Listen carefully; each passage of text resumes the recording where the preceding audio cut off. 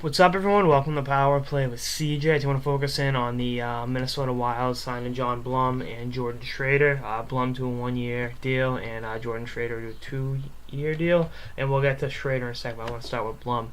I have talked about ad nauseum how much I really enjoy Jonathan Blum, and I think he's a good human being in addition to being a great hockey player.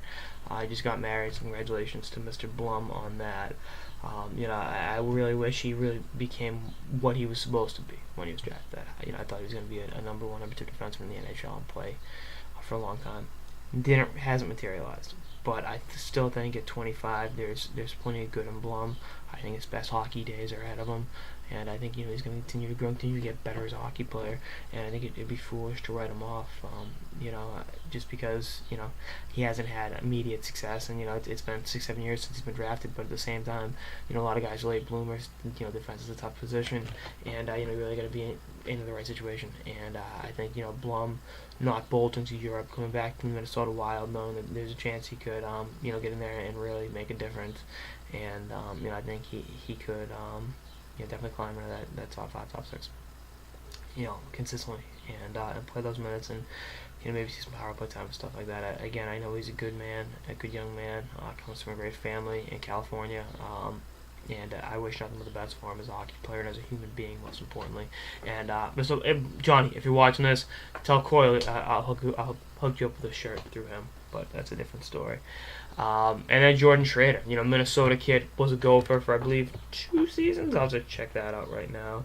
But and he was similarly a high pick, never really materialized with the Vancouver Canucks, and has played 56 games, has 15 points to show for it in the NHL, and I think having him go to his hometown team, maybe, and he's only 23, he'll be 24 when the season starts, but I think his best days are ahead of him too. I think the Vancouver situation wasn't great, but I think Minnesota, he's undersized, he's 5'9", but this is a kid that had 45 points as a freshman at the University of Minnesota. I believe he's Team USA's all-time leader of the WJC. I have to double-check that. I'm 99% sure he is. And, he's really been an elite offensive player in the past. AHL numbers were never, otherworldly. I think he had 3 points in 42 games last year in the AHL for the Chicago Wolves in 2012, 2013. So, that's But I still think there's upside there that's worth investing a contract on. You don't get to forfeit a draft pick or anything. You sign him. If he doesn't work out, you have. Same thing with Blum. They're in Iowa in the AHL. Doesn't kill you either way. But I think it's definitely a good thing for the Minnesota Wild to continue to add pieces. Trying to build a championship team, and kicking the tires on guys, and seeing, all right, maybe this guy couldn't do it with another team. What can he do for us?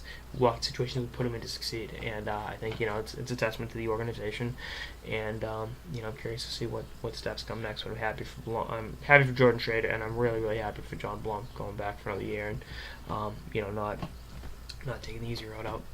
Anyway, that's our episode of the Power Play with CJ on the Minnesota Wild signing John Blum and Jordan Schroeder.